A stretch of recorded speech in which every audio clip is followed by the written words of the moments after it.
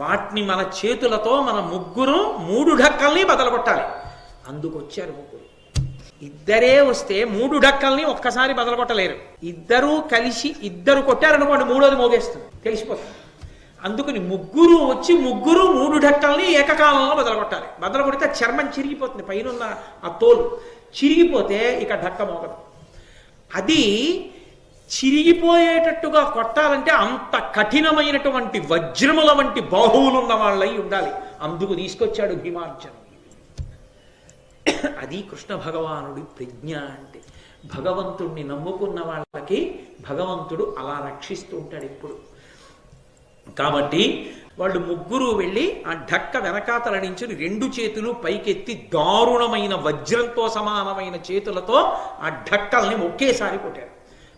3 ఢక్కల మీద ఉన్న చర్మం చిరిగిపోయి ఇంకా ఆ ఢక్కలు పనిచేయడం మానేశాయి.